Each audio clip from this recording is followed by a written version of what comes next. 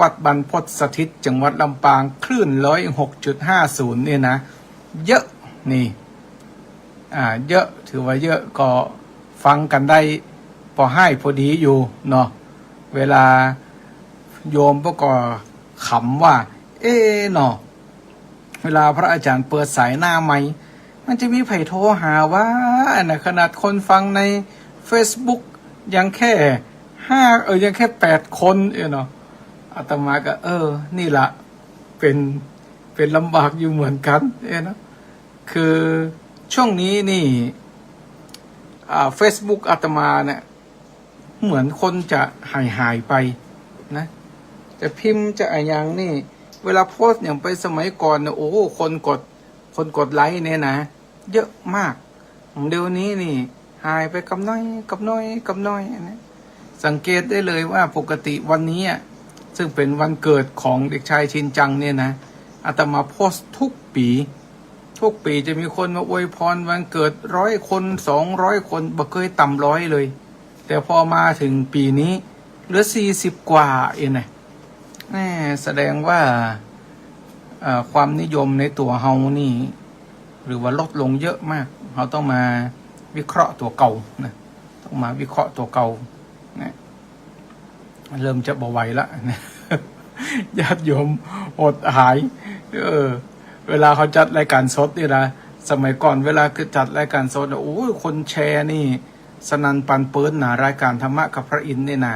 เดี๋ยวนี้แค่คนชมยังบ่มีเลยท่านผู้ฟังทั้งหลายเฮยดังนั้นท่านที่กำลังรับฟังอยู่ทางสถานีวิทยุวัดบรรพตสถิตนะ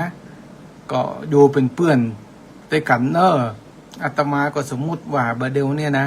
มีคนฟังอาตมาอยู่นี่บัดต่ำกว่า500 คนเองเลยไปตาม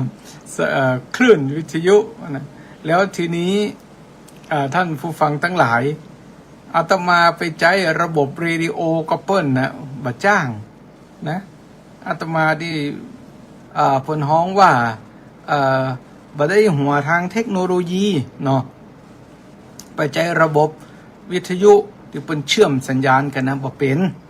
อาตมาก็เลยจัดแบบไลฟ์สดแล้วก็เฮือทางสถานีวิทยุเนี่ยเพิ่งเกาะสัญญาณอาตมาไปนะ เพิ่งเกาะสัญญาณไปแล้วก็มันก็เลยจำเป็นต้องไลฟ์สดนะมันก็เลยจำเป็นต้องไลฟ์สด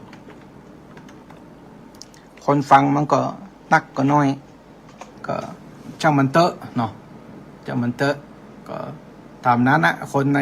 ไลฟ์สดใน Facebook นี่เท่าใดก็เท่านั้นแต่อาตมาก็ถือว่าได้มาพบปะมาพูดคุยได้มาอู้กับท่านผู้ฟังโดยอาศัยผ่านทาง Facebook ก็สัญญาณเข้าทางสถานีวิทยุดังนั้นท่านผู้ฟังจากสถานีวิทยุนี่คือรายการสดแต่ว่าเชื่อมสัญญาณ เชื่อมสัญญาณไปทาง Facebook โดยทางสถานีวิทยุโดยก็ท่านผู้ฟังทุกท่านนะวันนี้อากาศถือว่าดีกว่าทุกๆวันนะดีกว่ากู้วันอาตมาก็กำลังเดินทางกลับมาจากกรุงเทพมหานครนะหลังจากที่ไปเมื่อวันอาทิตย์ก่อนที่ไปประชุมที่องค์การสหประชาชาติประชุมเรื่องวันวิสาขบูชาโลกก็กลับมาไหว้พระเวียนเทียนวันวิสาขะจากนั้นวันที่6อาตมาก็เข้ากรุงเทพเป็นครั้งหนึ่งไปศาสนกิจสำคัญวันที่7ปฏิบัติศาสนกิจเสร็จก็เดินทางกลับนะเดินทางกลับมาลำปางวันที่8ก็ไปงานที่วัดสุทธิจิตตารามอำเภอเมืองปานกันเนาะหรือน่าจะใจอำเภอเมืองปานเพิ่นมีพิธีรับน้ำสงฆ์พระราชทานของสมเด็จพระกนิษฐาธิราชเจ้ากรมสมเด็จพระเทพนะได้พระราชทานน้ำมาสงฆ์พระพุทธปฏิมาไสยญาตินี่องค์ใหญ่มากนะที่อยู่วัด สุทธิจิตตารามในบารมีของพระเดชพระคุณหลวงพ่อท่านเจ้าคุณพระราชปัญญาพรเจ้าอาวาสวัดนางชีพระอารามหลวงหลวงพ่อเพิ่นได้มาเป็นประธานในการสร้างวัดสุทธิจิตตารามวังคล้องที่อำเภอเมืองปานนะวันจันทร์วันที่8อาตมาก็ได้ไปร่วมอนุโมทนาบุญกับท่านส่วนวันนี้วันที่9ก็ไปเจริญพระพุทธมนต์เปิดสถานเขาเรียกว่าอะไรอตรที่เป็นตรวจรถเอกชนนั่นน่ะที่ประตูม้านะในเวียงฉันเพนเสร็จก็ปิกมาที่วัดนะมาดูมาตรวจงานการสร้างกุฏิที่วัดทางสร้างกุฏิกรรมฐานใกล้จะแล้วละ สุมาเถอะใกล้จะแล้วละ สมาท่านผู้ฟังเนอะกำลังปลูกกระเบื้องนะปลูกกระเบื้องแล้วก็ทำสีติดไฟวันนี้น่าจะเสร็จพรุ่งนี้ก็จะได้ปัดกวาดจัดสถานที่ติดกระจกแล้ววันที่11นะจะได้ทำบุญถวายกุฏิกรรมฐานหลังนี้ไว้เป็นสมบัติของพระพุทธศาสนาอาตมาก็ได้กราบนิมนต์พระสงฆ์องค์ข้าเจ้าจำนวน9 รูปนะนิมนต์มา9 รูปมาเจริญพระพุทธมนต์ในวันที่11นะพรุ่งนี้นี่เพียวก่อนพรุ่งนี้เป็นวันทำความสะอาดแล้ววันที่11ก็จะได้เป็นวันยกถวายกุฏินะกุฏิกรรมฐานหลังนี้เป็นสมบัติของพระพุทธศาสนานะก็กันแปลงกันมาได้เป็นเดือน2 เดือนละท่านผู้ฟังทั้งหลายเนาะเพราะว่าเขาอาศัยแห่งพลังสามัคคีอาศัยจิตอาสาที่เปิ้นมาช่วยเหลือออกแรงลงแขกช่วยกันทำไผ่ว่างวันใดก็มาวันนั้นอีน่ะคนใดว่างก็มาไผ่บ่ว่างก็บ่มาบ่ว่าบ่าหยังให้ครับนะแล้วแต่ว่าไผ่จะว่างหรือเปล่าเนี่ยไผ่ว่างก็มาวันละ3-4 คนก้อยแป้งก้อยทำไปก็2 เดือนนะสถาท่านทั้งหลายท่านผู้ฟัง2 เดือนปลายทำซ้ำมากะเนาะตั้งแต่เดือนพฤษภามิถุนาเดือนปลายเดือนปลายเดือนปลายทำตั้งแต่เดือนพฤษภาวางศิลาฤกษ์วันที่13 พฤษภาวันนี้มันวันที่9แปลงมาถึงเดือนแปลงเร็วอยู่อันนะแปลงได้มาถึงเดือนก็สำเร็จเสร็จสิ้นไปละนะที่แปลงหรือเปิ้นก็วัสดุเนาะหน้าบุญบ่ได้เสี่ยงกะแหงนะหน้าบุญบ่ได้เสี่ยงกะแหงตัวเจ้าก็ช่วยกันทำศรัทธาก็ช่วยกันทำแต่เสี่ยงกะวัสดุอย่างเดียวก็หมดไป100,000 ปลายอะละนะเกือบ200,000เนอะเนี่ยมันพัสดุบ่เดียวนี่มันแปลงเนาะแปลงนี่ขนาดรถขนาดท่านผู้ฟังทั้งหลายเฮยอิฐบล็อกก็เอาที่เวลาศรัทธาเปิ้นแปลงปล่อยศพเปิ้นมีปล่อยศพตั้งแม่ทะเพเวลาเปิ้นแปลงเฮียนตาลเนี่ยเปิ้นเอาอิฐบล็อกแท้ๆเนี่ยนะมาประกอบกันเป็นเฮียนนี่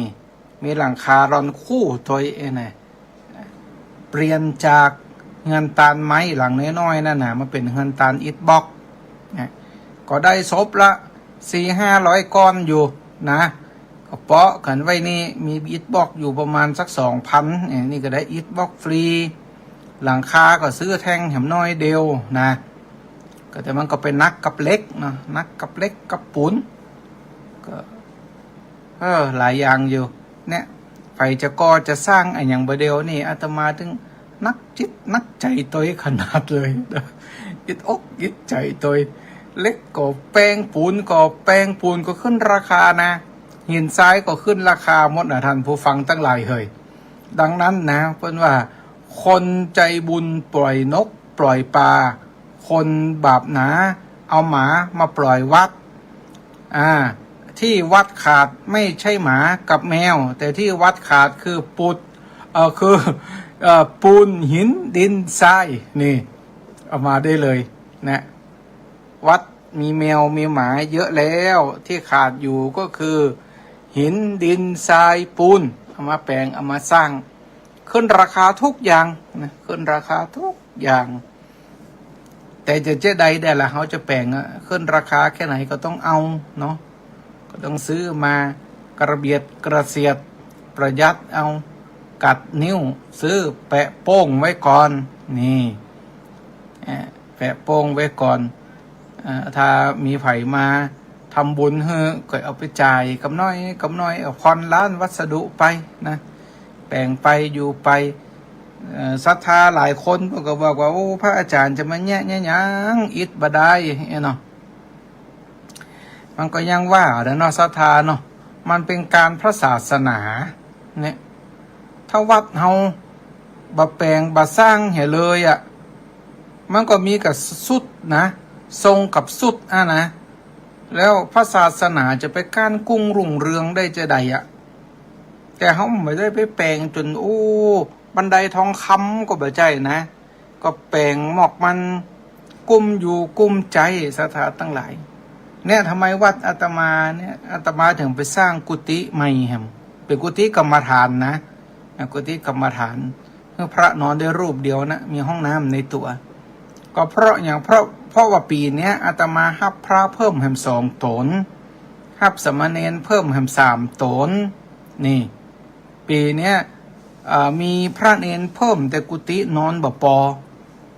นี่ก็เลยต้องสร้างกุฏิเพิ่มนี่เพื่อรองรับจำนวนพระสงฆ์องค์ข้าเจ้าพระภิกษุสมณเณรที่เพิ่นมาอยู่ตัวบ่ให้อยู่ก็บ่ได้นะเพราะอย่างเพราะว่าพระสงฆ์สามเณรเนี่ยเป็นทายาททางพระศาสนาเป็นเล่ากอเป็นคนที่จะสืบอายุพระศาสนานะคนที่จะสืบอายุพระศาสนาถ้าเฮาบ่ฮับเปิ้นอยู่ยิ่งแรงยิ่งเขียมอยู่หั่นแล้วเนี่ยแต่พอฮับอยู่มันก็ต้องมีภาระมีภาระที่มากเพิ่มขึ้นที่เขาต้องรับผิดชอบเนี่ยก็ต้องสร้างแบบเนี้ยศรัทธามันจะอยู่ดีๆมีอย่างเงี้ยเสียมด้อยไปซ้อหาที่เสียงตังเนี่ยนะมันใจจะนั้นนะมันกึดแล้วกึดแหมบวกลบคูณหารบวกลบคูณหารนั่นนะแปลงแล้วจะเอาเงินไหนมาจ่ายผลสิ้นเดือนแล้วเอาเงินไปไหนเงินไหนไปจ่ายกาล้านวัสดุนะกึดอะไรเหมือนกันนะเนาะก็จะมันเตอะนะอิดเพื่อพระศาสนางานพระศาสนาวัดอื่นก็เหมือนกันศรัทธาพี่น้องท่านผู้ฟังทุกท่านเนี่ยมันต้องไปจมสร้างอย่างแต่ว่าแปลงอย่างแต่ว่านะเรามากึดเอาว่าเกิดว่าเฮาแปลงมาสร้างสมัยพระเจ้าอโศกมหาราชเปิ้นมาแปลงมาสร้างอย่างเลยนี่นะบัดเดี๋ยวนี้เฮาไปฮู้ตีไว้ตีสาที่พระพุทธเจ้าประสูติตรัสรู้ปรินิพพานอย่างพอวัดเชตวันที่ท่านอนาถบิณฑิกะมหาเศรษฐีสร้างเนี่ยใหญ่โตมโหฬารขนาด 2,600 ปีผ่านไปแล้วยังหันซากปรักหักพังอยู่นี่ที่เฮาไปไหว้พระราชเวดากองพม่าเนี่ยนะอุปกรณ์ยิ่งใหญ่มากเป็นพระราชปีเกิดอาตมาเนี่ยนะคนเกิดปีม้าอาตมาก็ไปทุกปีนะบัดเดี๋ยวนี้มันบินง่ายบินลูกเชียงใหม่เนี่ยไปลงบางย่างกุ้งเลยแล้วก็เข้าไปปฏิบัติธรรมอาตมานี่ไปทุกปีไปปฏิบัติธรรมนะสวดมนต์ภาวนาเดินจงกรมนะทุกปีบ่เคยขาดเลยเนี่ยปีนี้ก็จะไปเหมือนกันนะแต่จะไปตรงวันเกิดคือเดือนพฤศจิกานี่ก็เพราะว่าเปิ้นแปลงไว้ให้มันดีมันงามเนาะถ้าแปลงน้อยนี่แผ่นดินเขย่าเตื้อนี่หายแซบมุดนะท่านผู้ฟังทั้งหลายเนี่ยเขาก็แปลงให้มันพออยู่พอใจเนาะแปลงไว้ถึงดีนะน้อยนักก็คือว่าเมินไปเฮาบอกฮู้ว่าสัพเพสังขาราอนิจจาเนาะสิ่งทั้งหลายทั้งปวงมัน บะเที่ยงบะแท้นะใครจะไปฮู้ว่าพระศาสนาเจริญเติบโตอยู่ที่อินเดียปุ้นเมื่อ 2,600 ปีบาเดลมาเจริญเติบโตอยู่ที่ประเทศไทยแล้วแห่มพันปีเนี่ยพระศาสนาจะย้ายไปตั้งใดบ่ฮู้เนาะเขาก็บ่ฮู้ตัวเนี่ยท่านผู้ฟังทั้งหลายแต่ที่เราสามารถสืบเก้าสืบเงื่อนใดว่าพระพุทธศาสนาเคยไปตรงนั้นเคยไปตัดนี้อีละพระพุทธศาสนาเคยประดิษฐานมั่นคงอยู่ประเทศนั้นเมืองนั้นดินแดนนั้นเนี่ยนะเขาดูจากไหนท่านผู้ฟังทุกท่านเขาก็ดูจากซากสิ่งโบราณวัตถุแม่งก็โอ้นี่เคยเป็นพระธาตุเหรอนี่เคยเป็นวิหารนี่สืบอายุพออิฐพอหินพอดินแล้วอายุต่อใดเฮาถึงได้ฮู้ว่าพระพุทธศาสนาเฮาเนี่ยเป็นโอมาอยู่ตัดนี้นี่บ้านเมืองก็เหมือนกันเนี่ยที่เฮามาฮู้ว่าเนี่ยสุโขทัยอยุธยาอะไรอย่างไปแอวพอเมืองเก่าอะไรอย่างเปิ้นเนี่ยนะก็ย้อนว่าเปิ้นแปลงไว้ดีเปิ้นแปลงไว้งาม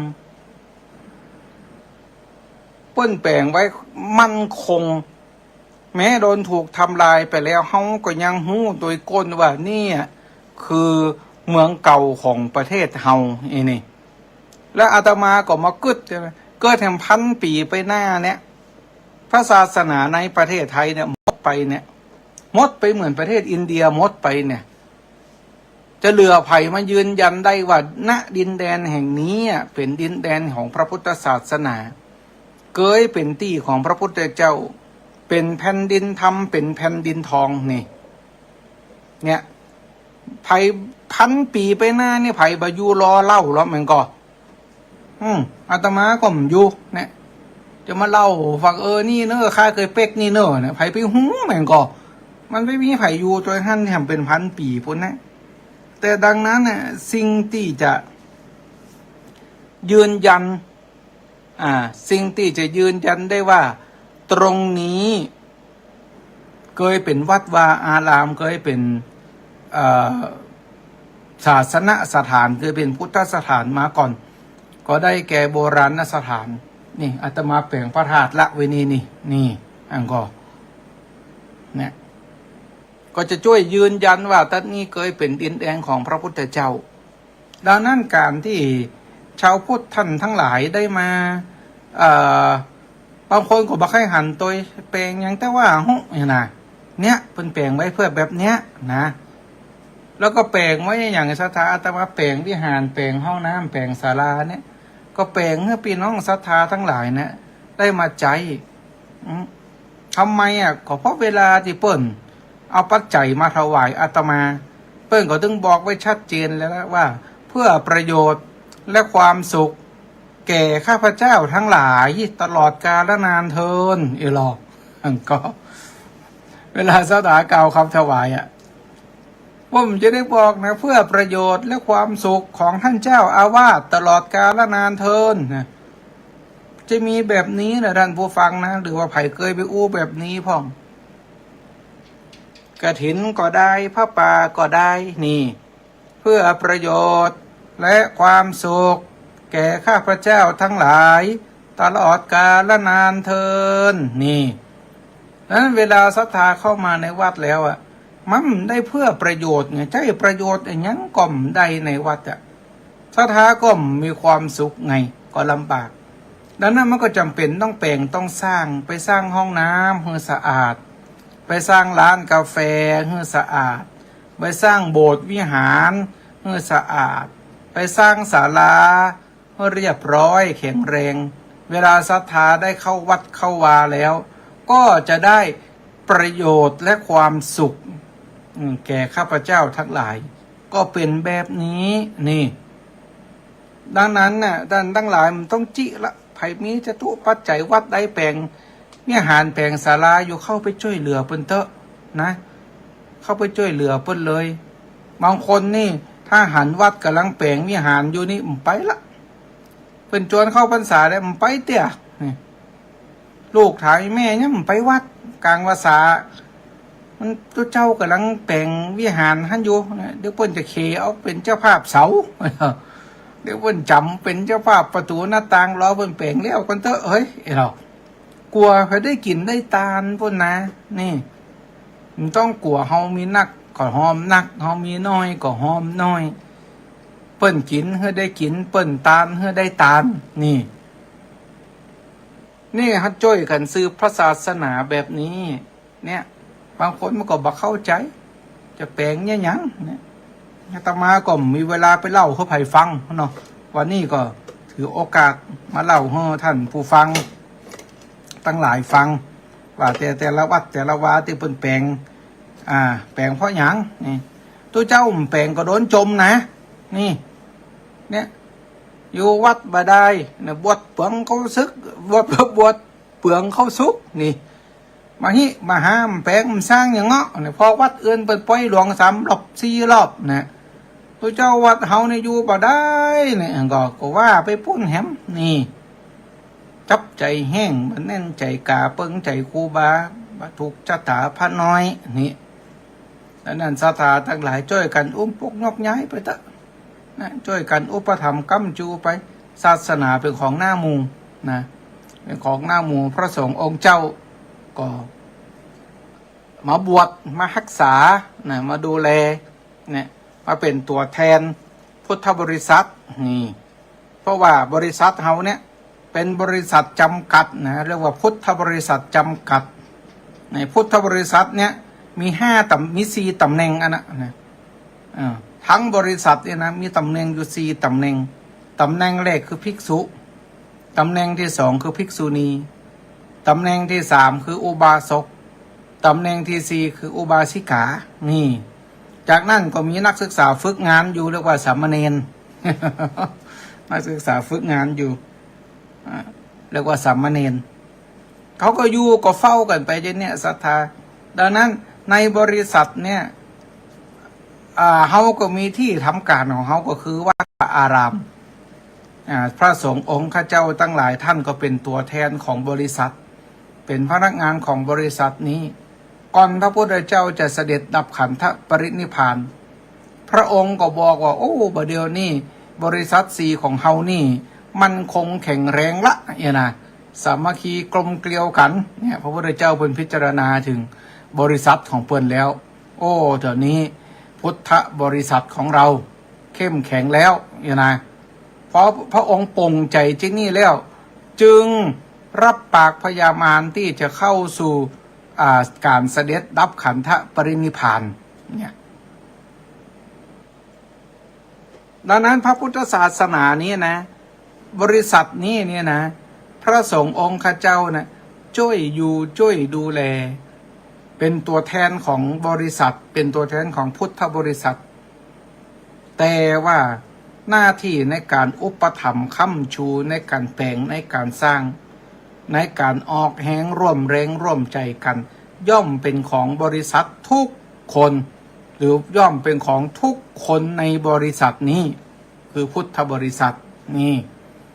อาตมาก็อู้ไปก็ยาวไปนะว่าจะอู้เรื่องทำบุญกุฏิทำรงยศนะทำบุญกุฏิทำรงยศจะทำในวันที่11นี้นะทำในวันพุธที่11วันพุธวันอังคารอยู่วันนี้วันจันทร์เนาะพรุ่งนี้วันอังคารก็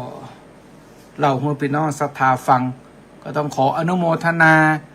ญาติโยมที่เป็นฮับเป็นเจ้าภาพสำหรับทั้งถวายพระถวายเนรเจ้าภาพภัตตาหารของหวานผลไม้นะก็ขออนุโมทนาตัวติมาจ่วยแบ่งเบาภาระธุระของอาตมาไปได้จัดหนักนะบุญเนี่ยที่เป็น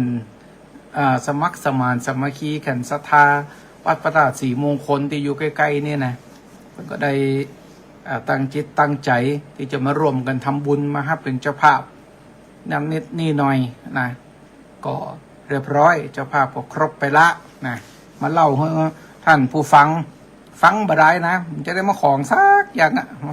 มาเล่าหูฟังนะเนี่ยสิ่งละอันพันละน้อยตั้งชื่อรายการว่าธรรมะจากพระอินทร์อีหรอ เนี่ยสมัยก่อนมันจะชื่อนี่นะท่านผู้ฟังทั้งหลายมันจะชื่อธรรมะจากพระอินทร์นะรายการอาตมานี่สมัยก่อนจัดทุกวันพระเนี่ยจัดทุกวันพระชื่อรายการว่าเทศไปบ่นไปเทศไปจมไปชื่อรายการนะโอ้ตอนนั้นผู้ฟังเยอะมากเนอะแชร์กันนี่สนันปันปื้นเลยนะเขามาแชร์ว่าฟังอาตมาจมเทศไปบ่นไปพอมาเปลี่ยนชื่อรายการเป็นธรรมะกับพระอินทร์แล้วคนฟังน้อยลงน้อยลงน้อยลงเนี่ยแสดงว่าเขาให้ไปฟังอาตมาจมไม่ดูเดี๋ยวนี้นะเนี่ยแต่เดี๋ยวนี้มันบ่ได้ละเพราะมันออกรายการวิทยุละจมนักบ่ได้ท่านผู้ฟังมีนักขณะจมนักบ่ได้นะก็ยังจมอยู่นะมันเป็นนิสัยเนาะมันถ้าได้เล่าเรื่องอย่างหนึ่งแล้วนะมันต้องดูออกทะเลไปทิกๆเนอะปิกไม้หยากขนาดอะก็เป็นที่ใส่คนจะนี้เหรออาตมาก็หัวตัวอยู่นะถ้าได้โม้แล้วก็นี่ก็ไปลุบลับละนะปิกมาบ่ได้เนี่ยก็เจริญพรญาติโยมที่เข้ามาฟังในไลฟ์สดโดยขอบคุณท่านที่มาคอมเมนต์ให้กำลังใจเนอะคุณโยม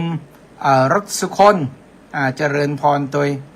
ถวายความเคารพหลวงพี่สมพรนะจากจังหวัดลำพูนนี่เวลาเขาไลฟ์สดนี่มันไปได้ทั่วโลกนะดังนั้นท่านผู้ฟังที่กำลังฟังจากสถานีวิทยุวัดบรรพตสถิตสถานีวิทยุพระพุทธศาสนาคลื่น106.50 เมกะเฮิรตซ์เนี่ยนะท่านกำลังรับฟังพร้อมกับคนทั่วโลกนะคนทั่วโลกที่เข้ามาชมในรายการไลฟ์สดอาตมาเนี่ยก็บางคนก็ฟังบางคนก็ไม่ฟังนะใครฟังก็ช่วยแชร์ออกไปนะจะได้มีคนมาร่วมฟังด้วยกันนะจะได้มีคนมาร่วมฟังอาตมาบนนะอันนี้คือเรื่องที่หนึ่งเนาะเอามาเล่าสิ่งละอันพันละน้อยท่านผู้ฟังจะไปเบื่อจะไปก่ายเนอส่วนท่านผู้ชมในไลฟ์สดมีอย่างจะสนทนากันก็นิมนต์เรียนเชิญฝากข้อความไว้นะครับถ้าเปิดอ่านตันก็จะอ่านนะถ้าเปิดอ่านบัตตันก็จัดรายการเซตก็จะเข้ามาทักทายกันในภายหลังนะท่านทั้งหลายอาตมา2-3 วันก่อนเนี่ยอาตมาไปรับกินนิมนต์เนาะไปศาสนกิจไปศาสนกิจแล้วมีพระหรือมีโยมเนาะเพิ่งก็มาเข้ามาคุยกับอาตมาเรื่องทุกอกทุกใจเปิ้นนั่นแหละเนาะเรื่องทุกอกทุกใจเปิ้นแล้วเปิ้นก็มาบอกว่าเป็นพระอาจารย์เนี่ยถ้าจะสบายเนาะเนี่ยเราหมายความว่าเป็นอาตมาเนี่ยถ้าจะสบายเนาะอาตมาก็บอกว่าเอาคำว่าสบายยังตุนั่นน่ะอาตมาซื้อขวางได้นะขอซื้อขวางงำเตอะเอกอะมันจะมีไผ่สมมานะท่านผู้ฟังที่หันอาตมามือปิดไปมาเนี่ยแม่งเมาเหรอระปิดกระจกปุ๊บอะไรแม่งเมาตอมหน้าตอมตาเนี่ยมือก็ได้ยุมค่อยเป็นสุขก็ว่าสบายยังตุสบายยังพระอาจารย์เนาะเนี่ยถ้าจะทุกมาฮ้อนมายังเนาะหรออาตมาก็บอกว่าโอ้โยมเฮ้ยคนเฮามีภาระเหมือนกันทุกผู้ทุกคนนะจะไปเกิดว่าคนนั่นสบายนะเฮาพอเปิ้นหั่นนะเบื้องหลังเปิ้นเป็นได้หมูเนี่ยอย่างอาตมาเนี่ยก็ต่อหน้าอาตมายิ้มแย้มแจ่มใสเบื้องหลังอาตมาจะเป็นจะได้ไผก็หมูมันก็เฮามันไผบ่ฮู้กับไผเนี่ยแต่ที่แน่ๆที่สุดเป็นเราเนี่ยดีที่สุดนี่หาความสุขจากตัวเฮาเนี่ยมันต้องไม่ใครเป็นคนนั้นใครเป็นคนนี้อาตมาก็โอ้ก็เปิ้นนะมันต้องไปใครเป็นอย่างเขาแล้วก็มันต้องไปใครเป็นเขาเนอะเนาะก็ ก็เลยไปเล่านิทานให้โยมฟังเรื่องหนึ่งมีแมวตัวหนึ่งนะนิทานเรื่องนี้นะเป็นนิทานเรื่องแมวมีแมวตัวหนึ่งแมวนี่ไม่เป็นศัตรูกับหมาเนาะเนี่ยมันปะหน้ากันบ่ได้ไล่คบกันหมาไล่คบแมวแมวเดี๋ยวมันจะไล่คบหมานะเรื่องหมากับแมวทำไมไล่คบกันมันพิษกันมาตั้งแต่เมื่อใดเนี่ยนะอังการหน้าอาตมาจะมาเล่าให้ฟังเนอะอังการนี้เดี๋ยวเวลาจะบอกพอแมวตัวเนี้ยมันโดนหมาไล่ยังเมามาเหมาะมันโดนหมาไล่มันก็เลยเกลียดให้หมานี่แล้วมันก็กึดในใจมันว่าเนาะเป็นหมานี่ถ้าจะม่วนนี่เนี่ยมาหมอแมงเมาเคยเป็นหมานี่ถ้าจะม่วนนะเนี่ยบ่ต้องมาโดนไล่นะอันนี้อยู่ไหนก็บ่ได้อยู่ไหนก็บ่ม่วนเนี่ยโดนกับหมาไล่ครบมันก็กึดของมันไปเนี่ยนะสมัยนั้นแมวมันอู้ไล่เนาะมันก็เลยกึดหาเทวดาบอกว่าโอ้เทวดาเป็นเจ้าเฮยถ้าเทวดามีแต่เนี่ยนะจ้อยเสกให้ข้าเจ้าเนี่ยกลายเป็นหมาจิ้มเตอะไงถ้าจะมีความสุขนะแน่เทวดาตนนั้นก็ใจดีฮะครับเนาะบอกกองได้ยินคำอธิษฐานไว้วอนของแมวตัวนั้นก็เลยบอกว่าเอาใครเป็นหมาแต่กะนะแมวก็บอกพระเจ้าค่ะเนี่ยตึงใครเป็นหมาขนาดต่อเนาะขอเมตตาเสกคือผมเป็นหมากำเตอะนะผมจะมีความสุขขนาดเทวดาก็เลยลองใจมันพอเหรอมันจะเป็นจะใดแมวตัวนี้ก็เลยเสกแมวตัวนั้นให้กลายเป็นหมานี่บอกกองแมวได้กลายเป็นหมาแล้วมันก็วัดเก่งเลยทีนี้นะมันมีความสุขแล้วหรอมันได้เป็นหมาแล้วไล่เฮาวนไปเลยนะเฮาคนเฮาหมาไล่แมวเนี่ยไผย่างมาก็เฮาไผย่างมาก็เฮาเสียงหมาเฮานั้นอาตมาภาษาทิศละนะมันจะบอกเปิงหรือคือเลขาอาตมาสาธิตก็ได้เอามาเฮาจะได้นะมันก็ไล่เฮากวนเป็นไปเลยเนี่ยจนเจ้าของลำคาญนี่นะเจ้าของลำคาญก็เลยเอาหมาตัวนั้นนะไปมัดติดกับหลักไว้มัดติดกับต้นไม้นี่มัดติดกับต้นไม้ไว้หมาตัวนั้นก็โคตรต้นไม้นี่ข้าได้เป็นต้นไม้แต่ก็เตอะนะมันมาตึงข้าอยู่นี่มันเพื่อข้าไปไหนได้นะก็เลยขอเทวดาใหม่นี่ท่านผู้ฟังเทวดาเจ้าข้าขอแห่งกรรมเตอะช่วยเสกข้าเป็นต้นไม้ให้กรรมนะนี่เทวดาก็เอาพอมันล้อนะแน่นะก็แล้วก็ขอเป็นหมาแล้วเตื้อนะมันได้ขอเป็นต้นไม้เหรอหมอเนี่ยหมาก็บอกขอเตื้อสุดท้ายละขอเสกผมเป็นต้นไม้กำเตอะนะเทวดาก็ใจดีขนาดนะใครปะเทวดาตัวนี้เนี่ยนะก็เสกให้หมาตัวนั้นกลายเป็นต้นไม้จากแมวไปกลายเป็นหมาจากหมาไปเป็นต้นไม้ท่านผู้ฟังทั้งหลายเนี่ยพอเป็นต้นไม้พอเป็นต้นไม้อยู่ได้บ่เมินเท่าใดท่านผู้ฟังเหยมีควายตัวหนึ่งมาเอาใครจะมาควายมันคันมันก็เอาหลังมาสีต้นไม้เนี่ยเอาหลังมาสีต้นไม้จนต้นไม้นั้นถลอกปอกเปลือกนะเปลือกหายหมดเนี่ย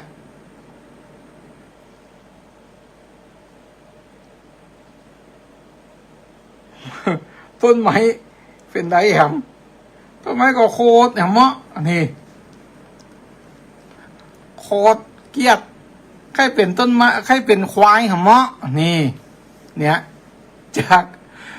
เป็นแมวใครเป็นหมาใครเป็นต้นไม้พอเป็นต้นไม้ปุ๊บโดนควายเอาปลาสีนี่ควายมันตึงชอบมันหุ่มมันมาหลังมาสีต้นไม้เอาถ้าจะคันเขามันเอาเขามาควิดมาแตงต้นไม้เล่นต้นไม้โคตรขอเป็นควายนี่ถ้าเป็นควายถ้าจะม่วนเนี่ยก็เลยขอเทวดาขอช่วยเสกผมให้กลายเป็นควายจิมเตอร์ครับนี่เทวดาก็ยังใจดียังเก่าอยู่ท่านผู้ฟังตั้งหลายเฮยก็เสกควายเสกต้นไม้นั่นนะ ให้กลายเป็นควายนี่ให้กลายเป็นควายบอกก็มันได้เป็นควายแล้วม่วนมันกันนั้นนะพัฒนาม่วนมันไหลไปควิดหันควิดนี่นะไหลไปควิดจะจอมไปควิดสะปะตีอะควิดมัดอะนะ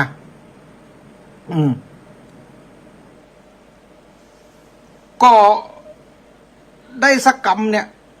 ไปควิดเนี่ยเฮอตีต้นละหมากหลักไม่ควิดเข้าโผดควิดตังเบิ่นจนเสียหายเนี่ยเจ้าของมันโอ้บ่ไหวละเนาะควายตัวนี้บ่ไหวละมันลึกนะก็เลยไปเอาเจียกมามัดคอควายไว้แตงหูดังมัดควายไว้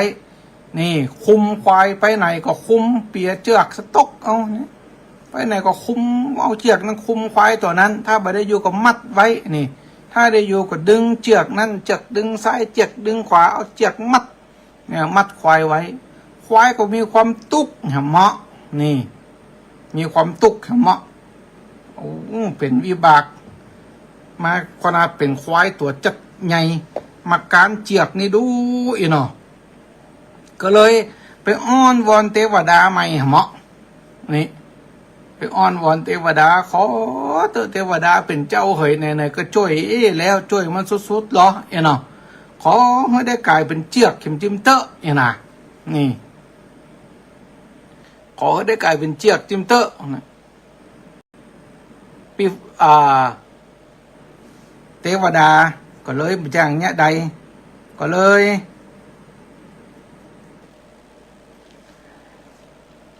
เสกนะเสกควายตัวนั้นให้กลายเป็นเจือกนี่เอามันล้อให้มันสมเจตนาปารภเนาะว่ามันจะพอใจมันจะได้นะบอกกองเป็นเจือกแล้วปัดต่อกันนั่นเป็นเอ็นนะเพื่อได้เป็นเจือกแล้วเป็นเอ็นหรอเนี่ยยำได้ละไผ่ดินไผ่ต้วงมาได้ละมัดมันไว้มัดแน่นติ๊กนะมีความสุขหรอเป็นเจือกไปเมินอย่างท่านชาดาท่านผู้ฟังทั้งหลายหนูตัวหนึ่งมันไล่คบเจือกกระจุยกระจายมัดเจือกนั่นนะพุทธเป็นตอนเป็นแตนนี่โอ้เป็นวิบากเนี่ยเป็นเจือกอยู่ดีๆนึกว่ามีความสุขแล้วก็ยังมาการแมวตัวแค่มาการหนูตัวนี้อยู่นี่มาคบคาพุทธเป็นตอนเป็นแตนโคตรหนูนี่หาเทวดาไม่แหมเทวดาเป็นเจ้าไอ้น่ะขอเมตตาเถอะมาเสกข้าเจ้าเป็นหนูแหมกำเหรอไอ้เนาะนี่เทวดาก็ต้อยใจมันแหมใครเป็นหนูกะเนี่ยเสกเฮ้เจือกกลายเป็นหนูนี่โอ้มันม่วนอกม่วนใจมันได้เป็นหนูนั่นนะท่านผู้ฟังทั้งหลายเฮ้ยไล่ไปคบเสื้อคบผ้ากินข้าวกินหยังเพิ่นนะม่วนนี่เป็นหนูคบเจือกคบเสื้อคบเนี่ยเป็นพุทธมดเนี่ยอยู่มาวันหนึ่งเจ้าบ้านก็เดือดร้อนนะกะหนูนี่มันไปไล่คบมันก็คบเข้าคบของเสียหายหมดก็ไปซ้อแมวมาไว้เฝ้าบ้านตัวหนึ่งแมวตัวนั้นก็ไล่คบหนูนี่ปัดทะอยู่ไหนว่าบ่ได้แมวไล่คบเนี่ยได้หมอบอยู่กับในหูหมอบอยู่กับบนเตินบนเทิงบ้านปุนโคตรแมวนะหนูตัวนั้นนะหาเทวดาแหมเทวดาเป็นเจ้าเนี่ยพอตัวเราเป็นแมวนี่บ่สบายละขอเขาได้เป็นหนูบ่สบายละขอให้ได้เป็นแมวจิมเตอร์นะถ้าจะมีความสุขขนาดนี่เทวดาตนเก่านั้นนะก็ลงไม่แหมนะท่านผู้ฟังทั้งหลายก็มาเสกหนูตัวนั้นให้ปิกไปกลายเป็นแมวอย่างเก่านี่ ก็ปิกไปกลายเป็นแมวอย่างเก่าเนี่ยนี่มันเป็นอย่างมันก็ถึงมีความสุขทั้งเขาพอใจในสิ่งที่เขาเป็นนะสุดท้ายแมวก็คือแมวนี่ก็เปียกมาเป็นแมวอย่างเก่าเหมือนเดิมมันก็เนี่ยไปเป็นหมาก็ม่วนเนี่ยไปเป็นควายก็ม่วนเป็นต้นไม้ก็ม่วนเป็นเจือกก็ม่วนเป็น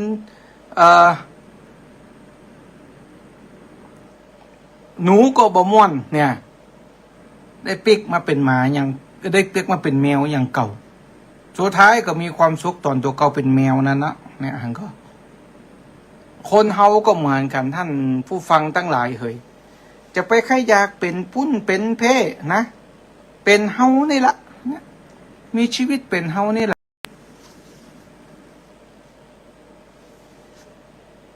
ม่วนที่สุดละสมบูรณ์แบบที่สุดละมันต้องไปเซาะเหมือนไผมันต้องไปเซาะเหมือนเขา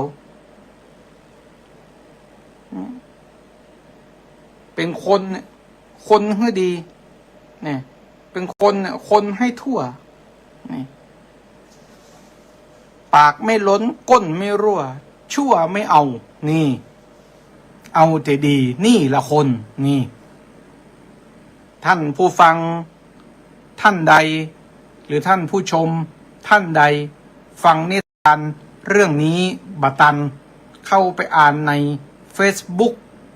พระมหาอินทวงศ์อิสรพานีเนอะอาตมาพิมพ์ไว้ใน Facebook คันละนิทานเรื่องแมวก็คือแมวนะภาษาอังกฤษว่า cat is a cat นะแมวก็คือแมวเข้าไปอ่านไปติดตามกันได้อาตมาเอามาเล่าให้ฟังเนี่ยคืออาตมาเล่าให้โยมคนนั้นฟังเป็นเกิงชั่วโมงมดกาแฟไปเป็นแก้วนี่เล่าไปใครหัวไปเล่าไปก็อู้ก็แกไปแกก็สุดท้ายหัวแกจะกึดได้มันได้หัวแต่อาตมาก็บอกนะอย่าไปอยา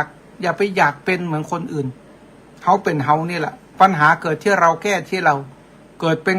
คนให้ทั่วปากไม่ล้นก้นไม่รั่วชั่วไม่เอานี่ต้องเป็นคนแบบนี้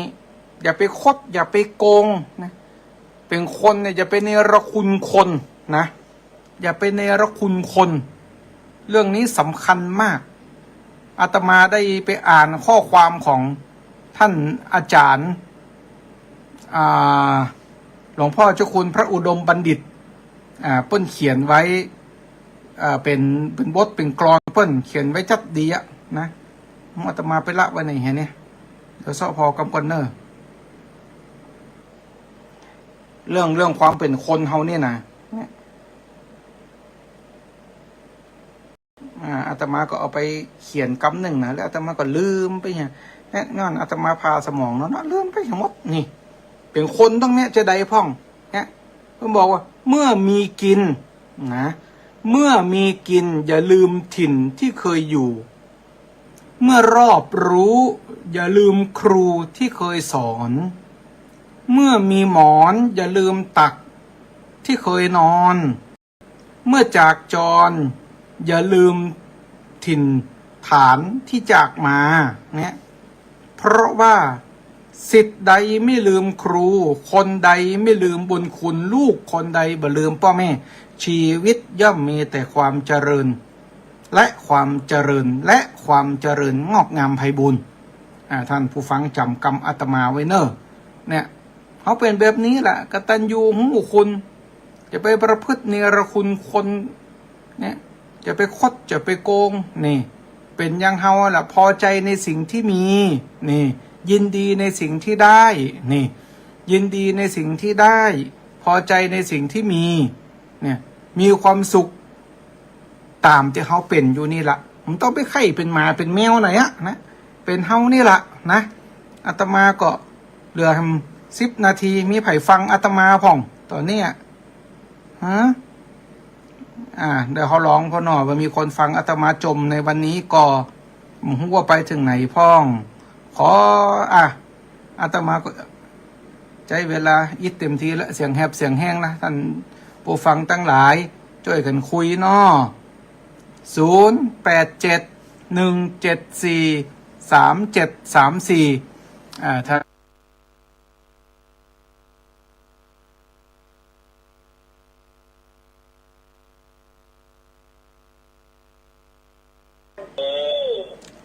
ฟังนิทานจบก่อนค่ะก่อนดีเป็นแมวก็คือแมวเป็นคนก็คือคนถูกต้องใจในสิ่งที่ตนมีอยู่ใช่เนาะถูกต้องเลยนี่ฟังจากไหนเจ้าฟังจากตั้งใดเจ้าฟังอยู่พรบ้านสับเลี้ยงไงเจ้าโอเคเนาะแม่เนาะแบ่งคนอื่นคนน้อยเนาะแม่เนาะ เจ้าเจ้าโอ้ เจ้าไว้สาเจ้า ได้ฟังนิทานเป็นจบก่อนนะ ถ้านี่แม่สมบูรณ์นะ เจ้า เมื่อไหร่ศิลาทองเจ้า เจ้า แม่ไปได้ฟังดีแต่กี้มันนี่ขยุมันไหลไปกันหัวฐานนี้มันดับหยอก โอ้อู้จัด มัน เมิน ไหลขึ้นคนเดียวมันหนาปลาจัง อู้จัด เนี่ย เมิน เอาพี่ขยุฐานหัวฐานนี้มันดับหยอก มันเข็มมันไหล มันไหลไปจะได้บอกหัว จะนั่งกินข้าวพูดอยู่ค่ะอาจารย์ แต่ได้ฟังอยู่แม่งก็ เสียงเข้าอะ ฮะ จัง แล้วแม่ได้ฟังนิทานก็ ไอ้ขังหน่อยเดี๋ยว โอ้เขาเล่าไม่เลยเนอะเขาอีท เดี๋ยวตอนนั้นน่ะฐานนี้มันดับได้เลยเรากันหัวฐานนี้ดับดิจ้ะเข้าแล้วมันไหลพอไหลคอไปแล้วขึ้นมันไหล ปิกมาตันอยู่เนาะ เจ้าน้ำได้นิดหน่อยเดี๋ยวจะบอกคนไม่หัวอย่างหัว ปากไม่ล้นก้นไม่รั่วได้ฟังตั้งป่ายนี่เป็นอย่างอังการหน้าฟังใหม่เนอะแม่เนอะ เจ้า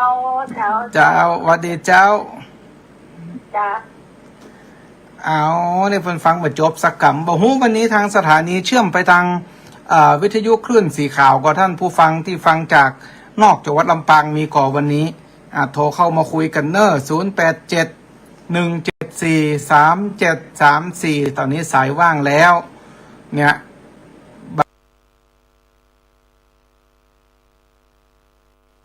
บางเตื้อก็เป็นย้อนอาตมานะไม่ทราบเจ้าอาจารย์วันนี้สัญญาณเป็นไดดีอยู่เจ้า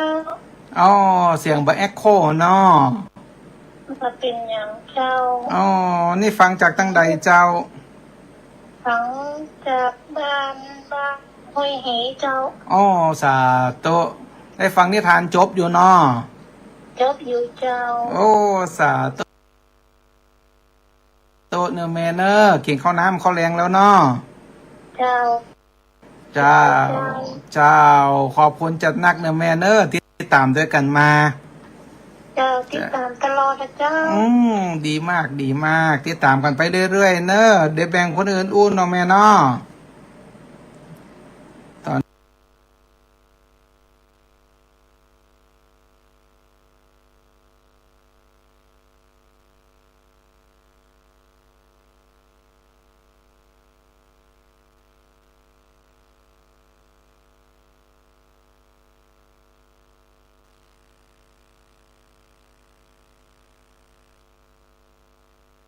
นี่มีสายเข้ามาใหม่ละ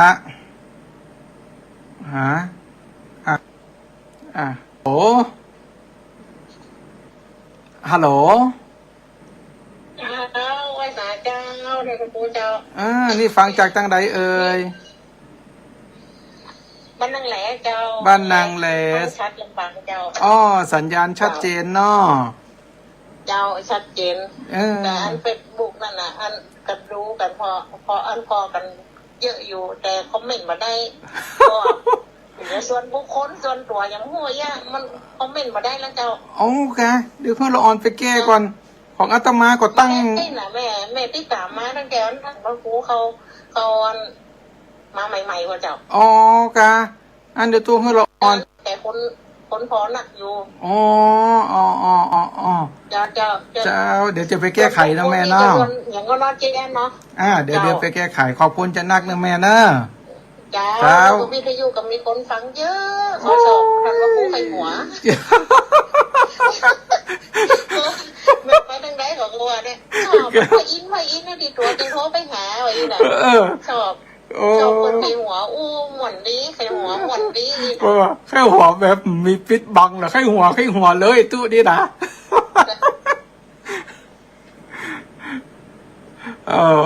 สายรุดไปแล้วแม่เคยก็อนุโมทนาขอบคุณเนอะที่เป็นโทรมาโทรได้แหมสักสายอยู่อีกสุดท้ายโทรใหม่ แต่กี้มันซ้อนกันนักไปท่านผู้ฟังทั้งหลายเฮ้ยอาตมาก็บอกโหจะกดจะได้มันอู้มาแล้วเนาะกดเข้ามาใหม่เนอะขออีก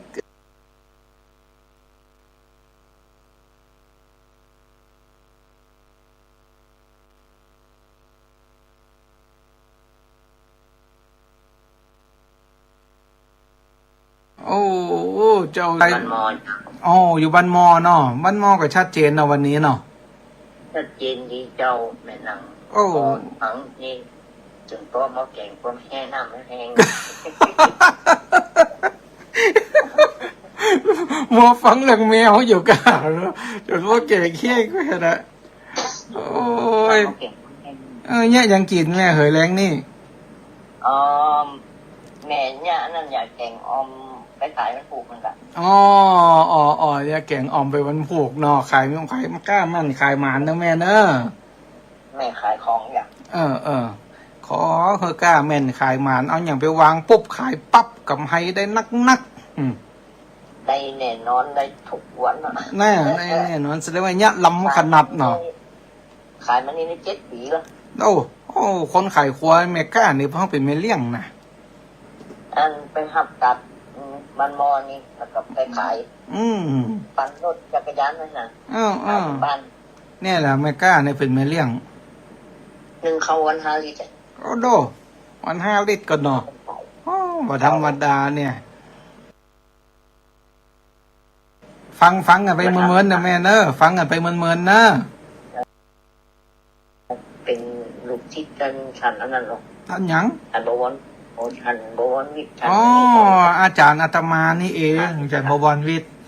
งานเป็นศาสตร์นะ ได้จะหมดเวลาของอาตมาแล้วแม่อีกก่อนเนาะเดี๋ยวเพิ่นจะตัดสระดีละ การนมัสการ เจ้าสวัสดีเจ้า